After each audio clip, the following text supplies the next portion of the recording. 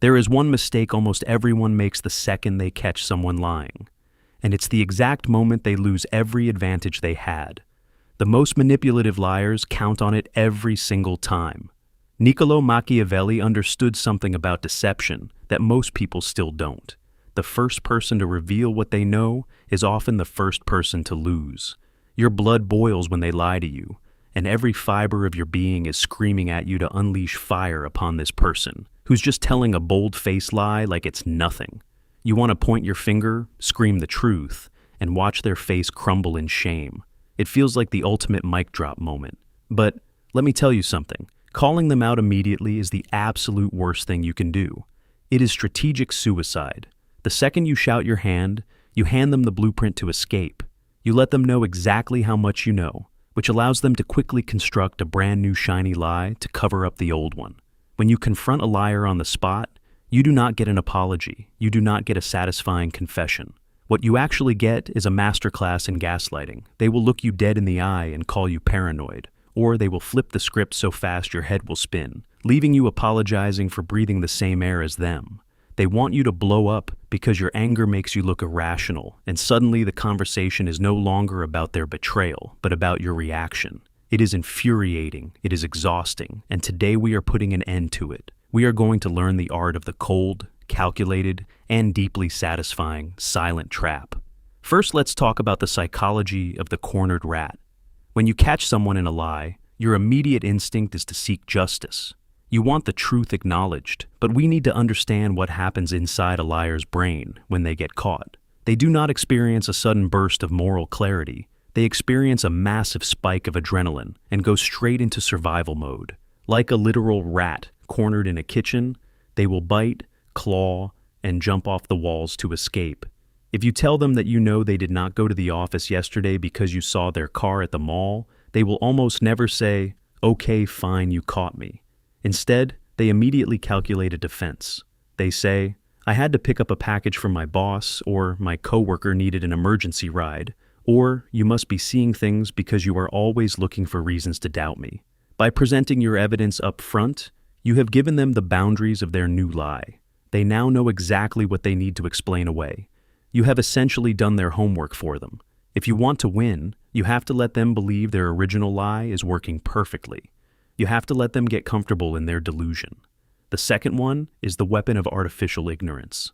The absolute best way to handle a liar is to play completely dumb. This is where we get to have some twisted comedic fun. You have to look at them with the most innocent and naive expression you can muster. Imagine you are a sweet, clueless golden retriever who has never had a single dark thought in its life. When they tell you a blatant lie, you do not argue. You nod, you smile, you even agree. This does something incredibly dangerous to a liar. It makes them arrogant. Liars are naturally insecure people who desperately need to feel smarter than everyone else in the room. When they think you bought their ridiculous story, their ego inflates to the size of a hot air balloon. And when people get arrogant, they get incredibly sloppy.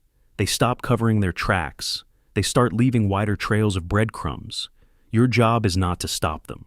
Your job is to sit back with an invisible bag of popcorn and watch them build a monument to their own stupidity. Machiavelli believed that deception isn't just about telling lies. It's about controlling what other people believe. The person who controls perception often has more power than the person who knows the truth.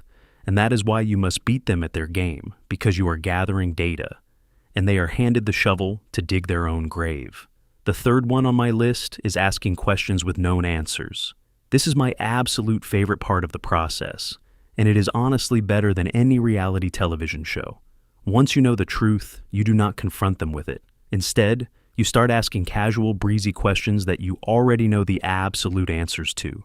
If you know your coworker slacked off all weekend and did not touch the group project, do not tell them that they did not do any work. Instead, with a cheerful smile, say, "How did the research go? Did you run into any interesting data?" Now, watch their face. Watch the subtle panic in their eyes. Watch them scramble to invent details on the spot. Because they think you are clueless, they will spin a web of elaborate details. They will tell you about the fake articles they read, the fake challenges they faced, and the fake hours they spent working. Every single word coming out of their mouth is a digital receipt of their dishonesty. You are letting them commit to a narrative that you can easily disprove later with a single screenshot. You are not arguing, you are simply auditing their fiction.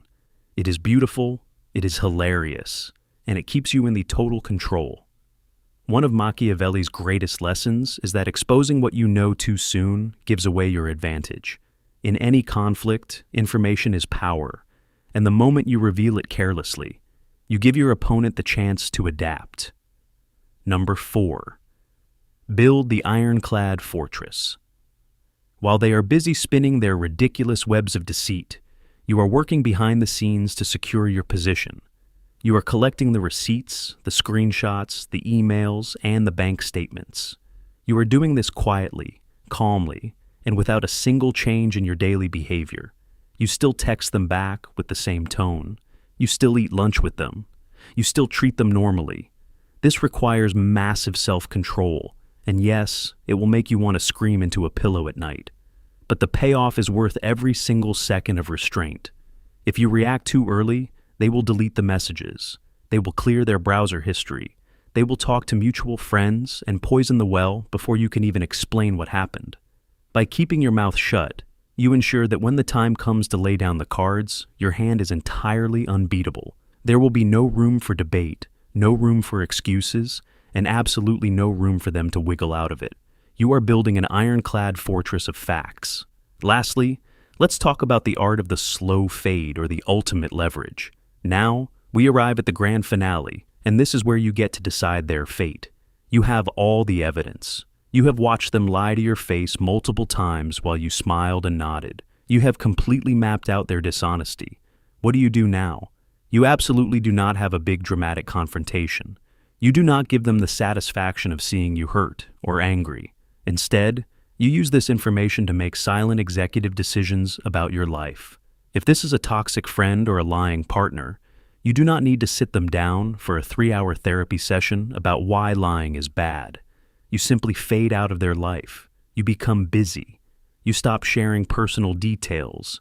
You stop investing your energy. When they ask why you are distant, you do not argue. You just offer polite and empty platitudes. You treat them like a stranger at a bus stop. If it is a professional setting, you do not yell at them in the hallway. You schedule a meeting with your manager, calmly lay down the undeniable organized timeline of their lies, and let the system do the heavy lifting for you. You remain cold, professional, and entirely detached. There is nothing more terrifying to a manipulative person than someone who is completely calm and entirely indifferent to their existence. The true victory does not come from screaming the truth at someone who is committed to misunderstanding you. It comes from realizing that their lies are a reflection of their own weakness, not your worth. You do not need to win an argument with a clown when you already own the entire circus.